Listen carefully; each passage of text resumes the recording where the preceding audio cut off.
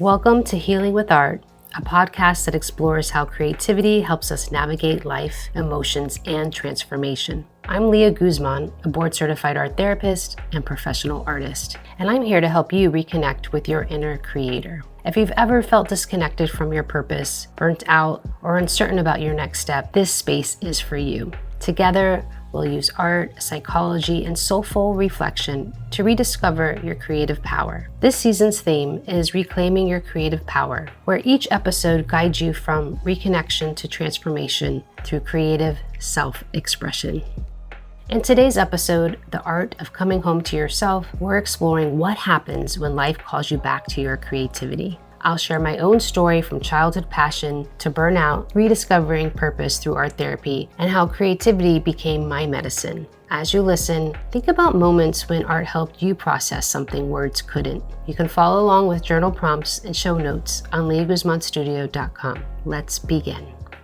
Hello, my name is Leah Guzman. I'm a board-certified art therapist and professional artist, and I'm here today to tell you about how I became an art therapist. So if you are leaning in and you're interested in learning about my background, my training, my education, then stick around. I'm going to go through all of my journey to get to leahguzmanstudio.com. All right, so I have been an artist all my life, as long as I can remember. I remember making art in elementary school. This is one of my first sculptures. I still have it. I believe I was in 5th grade. Little self-portrait here. And I loved it. I loved making art. I remember winning an award from the fire department because it was Just Say No to Fire month, and making a big poster for them. So it's just part of me to be a creative and to express myself. So fast forward a little bit, going through elementary, middle, high school. So high school was a little different. I had some turbulent times, meaning that I moved around a lot, and that was really tough for me to leave my family, leave my friends, move to different states because of my mom's job. And it made me feel really depressed. And my art was my savior. My art was my go-to. I was able to express my feelings. It helped me feel better. And I continued to put my artwork into those juried shows and show up for myself in that way. And in one of those juried shows, one of the judges asked me, "Hey, what do you want to do when you grow up?" And I was like, I love art. I love psychology, maybe something in that direction. And she's like, well, have you ever heard of art therapy? At that time, I was like, no, I haven't heard of this. This was like back in 1995, right? It was a long time ago. And so she sent me this article, which was really cool. It was about this little boy who was in the hospital and he had cancer. So I can imagine being young. I imagine that your parents are working and, being by yourself and having to deal with these big emotions, how tough that would be, right? So he had an art therapist that came in and helped him process those feelings, right? And one of the exercises that she did with this boy was she had him draw out a Pac-Man eating away his cancer cells to help him feel empowered, right? And I was like, wow, that's really cool. So little boy went through remission. He got over his cancer, and he was really grateful that he had that outlet and a place to, express his emotions. So I was like, wow, I want to be that person. I know how powerful art is for me. When I was going through a dark time, I want to be able to help others that same way. So I was like, I'm doing this, right? So in high school, I knew I was going to be an art therapist. But to be an art therapist, you have to go through your undergraduate degree. It could be in art or psychology, a little bit of mix of both. And then you have to get your master's, another 2 years. So I was like, all right, I got this.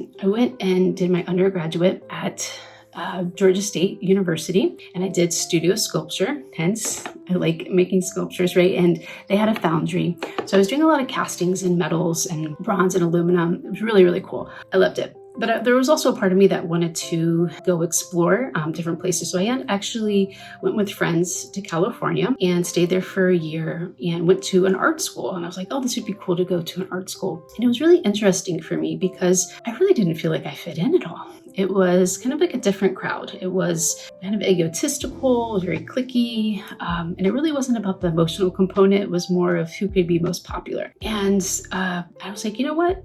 This is definitely not the direction I want to go to as far as like putting my art into the world. I know I just want to focus on the art therapy aspect. But during that time, it brought up a lot of anxiety within me.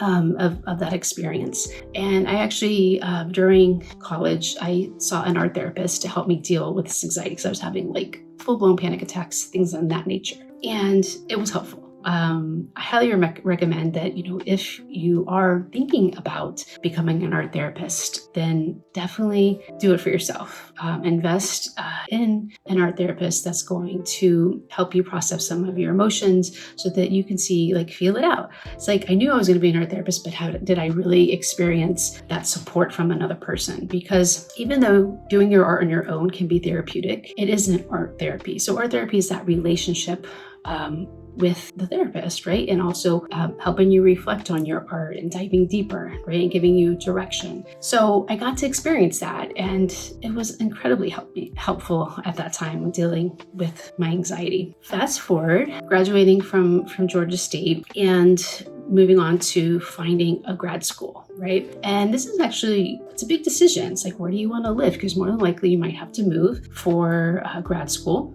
They do have online programs, and they have in-person programs. I decided to go to an in-person program at Florida State University, which I absolutely loved. And I know it's very competitive too. There's a lot of people that are applying, and you got to do your research. You got to figure out, what's good for you. Do you want a state school? Do you want a private school? The costs are a lot different. So if you're at that place where you're thinking of what's going to be good for you, you can always check out the American Art Therapy Association and, do your research, and even go to the places and say, hey, am I a fit here? Because if you move to New York, it's going to be a totally different vibe than moving to Florida, right? It's a different dynamic. So really figure out what's going to be a good fit for you when you decide to do that, right? I went to Florida State and did that for 2 years. And what's really cool about going to grad school is that, that you want to be an art therapist. I knew that, but I was like, well, who do I really want to work with? Who do I want to serve? And a lot of times when we have certain experiences in our life, it will actually give you direction of who you want to serve, or it might help you pave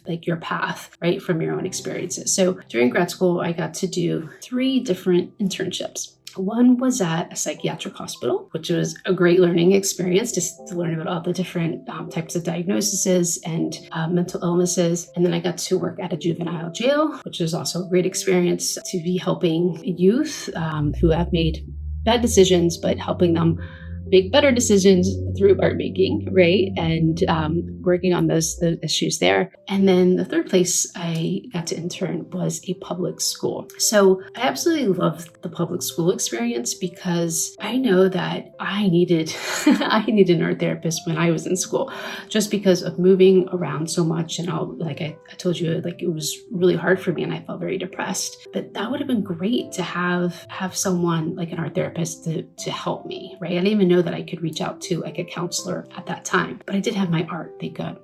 So I really love the public school experience. So after graduating from Florida State, I actually got a job in the public school system. So I have been working in the public school system for over 21 years. I cannot believe it. Time goes by super fast, but it has been an amazing experience just to work with students from elementary to middle school to high school. So the public school is one place where our therapists can work, but there's a variety of places that our therapists are valuable. So you can work online, you can work in private practice, you can work as a group with other clinicians, you can work in hospitals. I had mentioned psychiatric hospitals, different agencies. So it just matters, what direction and the population that you want to work with, right? So it could be people who are in recovery from substance use, or might be recovering from cancer. There's a variety of different places and people with needs, right? To help them emotionally be resilient, right?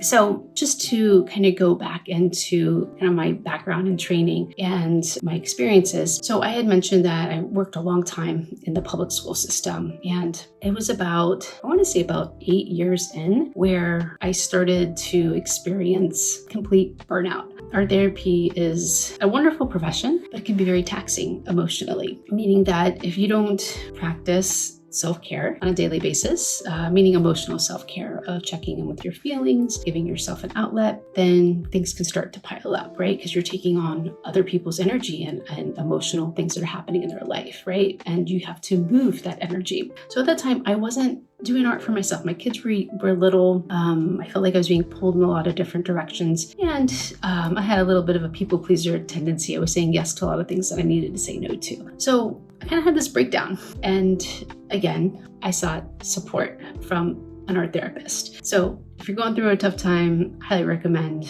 getting support, right? Getting support. And this art therapist helped me realize part of my personality where I need to put some boundaries in place and work on my own self-care. So what was cool about that is working with art therapists, I actually started my first book, which is behind me. It's this one right here. It's called Rad is Smad. And at that time, my son was young and he was obsessed with monster trucks. And I was working with a very young population that had like violent tendencies, explosive tendencies. So I wanted to incorporate what I was doing in my work and also what I was doing working with my own kids. So Rad is Mad is a book about Rad is this monster truck and he's feeling sad and mad, right? So he goes around and crashes and bashes into other monster trucks and then realizes that, I don't have any friends now. I'm not taking care of myself. What's going on? I don't like myself. And that was kind of what was happening to me. I didn't really like what was happening, that I wasn't taking care of myself. So it was like a therapeutic release for me to create that book because it related to my own life. And so Rad meets this wise old truck, took him to the car wash, said, you know what, you gotta take care of yourself. And then you can make more friends. So after feeling better, everything got easier. He became sparkling clean and was able to connect with others. So in that book, I was like, wow, I want to share this with the world. I want to share my art again. I want to come out in another way. And this is what kind of started me showing up online. I think it's been about 8 years or so that I started showing up pretty consistently and having new opportunities. So kind of what happened after that was I was reached out by a publishing house to create essential art therapy exercises, effective techniques for managing anxiety, depression, and PTSD. So that's when I wrote that particular book, which was awesome because it's been translated into like 6 different languages. It just gave me more opportunity to work with people online, and it kind of fast forward some of putting the art therapy work out into the world. Because when I started back in 2003, when I graduated, when I would tell people that, I got my master's in art therapy, they would ask me like, what is that? They never even heard of it, right?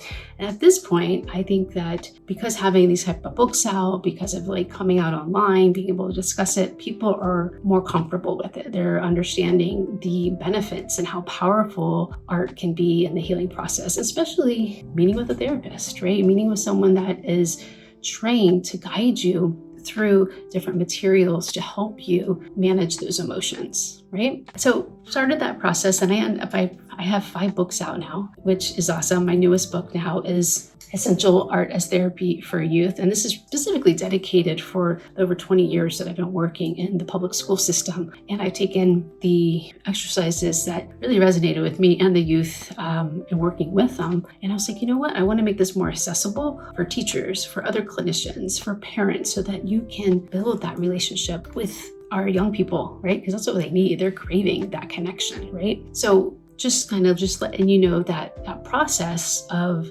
as I started showing up, those opportunities came. And as I practiced my own self-care, I knew I needed to have like a framework so that I don't lose myself again. So 5 years ago, I actually started a membership group called the Creative Soul Society. And the whole purpose of the Creative Soul Society is I show up and I do facilitate healing art groups, but I also invite other artists in and other art therapists in to guide us. And I get to learn new techniques. Other people get to learn new techniques and just tapping into your soul, to expressing your emotions. And we get to meet in community. So we also get to have new friends.